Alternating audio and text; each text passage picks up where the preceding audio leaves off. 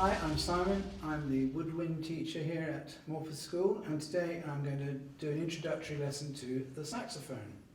So when you open the case, the most obvious item is this section, which is the main body of the saxophone.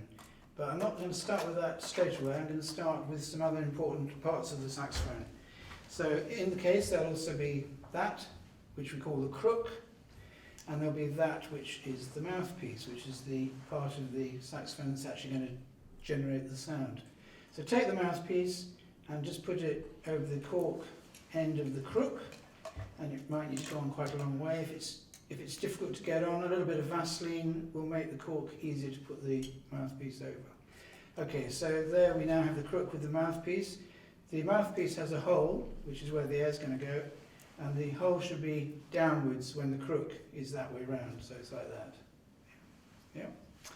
Okay, the next bit you need to get out of the case is the little piece that we call the ligature. It'll probably be made of metal, it might have to be made of leather. It's a slightly fancy version, but it's basically the same. So you want a metal thing that looks like that, and one side of it is wider than the other side. You want to put the wider side over the mouthpiece because the mouthpiece tapers, so you want to put the wider bit on first, like that, if I can get the right one out. And then you take the reed, which there should be one in your case, and you slide the reed under the ligature so that it's covering the hole on the mouthpiece, and the end of the reed should line up with the end of the mouthpiece. So you don't want it projecting beyond or coming short of it. You want it to be the same length like that. And then you just tighten the ligature a little bit. It doesn't have to be particularly tight, just tight enough to hold the reed in place. So you now have the reed on the mouthpiece on the crook. Then you take the main body of the saxophone, and what I'm going to do actually is I'm going to take the sling, which is also in your case, which goes around your neck, is going to support the weight of the saxophone, and I'm just going to hook the saxophone, which has a little place for the hook there, a little circle ring, and you just clip the neck strap into that hole, and it will support the weight. One thing I do need to say is just be very careful that it doesn't get unhooked, because it has a strange way of becoming unhooked sometimes when you least expect it. And if it becomes unhooked, then obviously the saxophone is going to fall to the floor and get badly damaged. So that's one thing you have to be careful, and it's just one of those strange things that they can get unhooked when you don't expect them to. Okay, so that's the saxophone hanging around your neck. This is an alto saxophone, it's that size. There are other saxophones which are bigger and smaller, but we're looking at the alto today. So take your right thumb, and there's a thumb rest near the bottom of the saxophone. You put your right thumb under that, and your left thumb goes on the finger plate at the back, higher up there. So you've now got 2 points of contact with your hands on the saxophone. Right thumb and left thumb. Okay, so that's how you will hold the saxophone.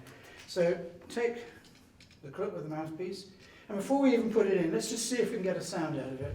So rest your teeth on the top of the mouthpiece, and then just bring your lips round the mouthpiece to make an airtight seal. So teeth on the top, and then start to see if you can blow some air through the crook. Then as you slightly tighten the pressure with your bottom lip,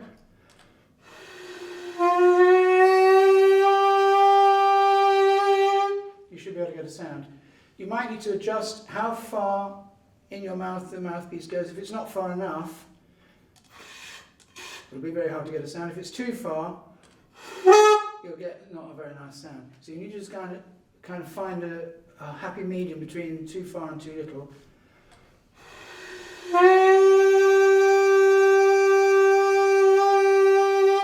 And if you can get that sound, then you're going to be able to get the sound when you put it all together. And just while we're on that, just see if you can sustain that sound, make it last for a little while.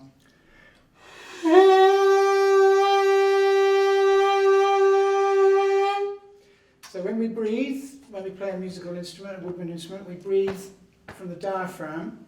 So your shoulders shouldn't go up at all, the shoulders should stay down, and you breathe from the lower part of your lungs, from the diaphragm. So take a breath.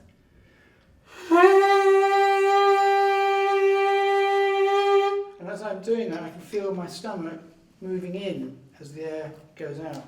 Okay, so now let's put the crook on the top of the saxophone like that, and you'll see how it lines up. The crook faces the opposite direction to what we call the bell. This section of the saxophone is called the bell, and that is in the opposite direction. Okay, so thumb underneath the thumb rest, left thumb on the finger plate at the back, and then just let's see if we can get a sound.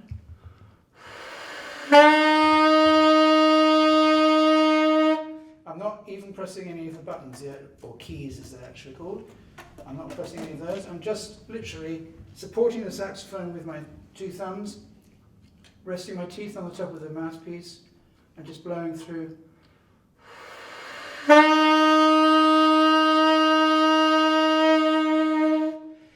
One little bit of advice, just try not to puff your cheeks. I often see people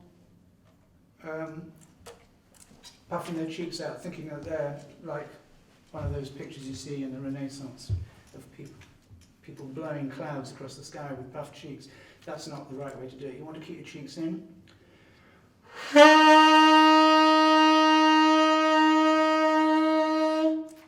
By the way, you might just need to tighten the little screw to stop, as you might have seen, to stop this spinning round. You just tighten that little screw there, and that will hold that in place.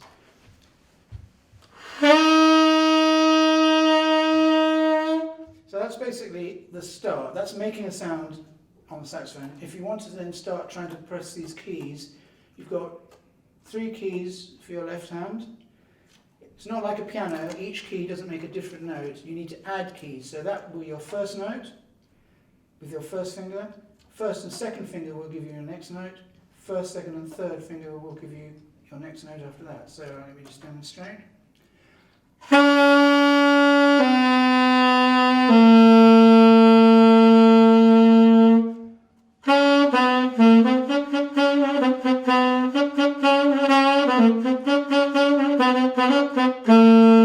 That's just using those 3 notes.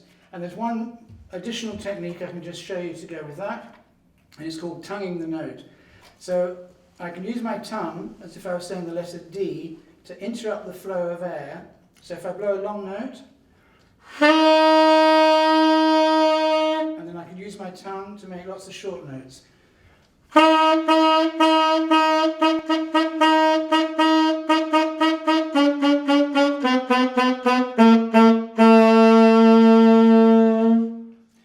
So that's everything you need to know to get you started on the saxophone. So that's where I'm going to end today's lesson. Thank you very much.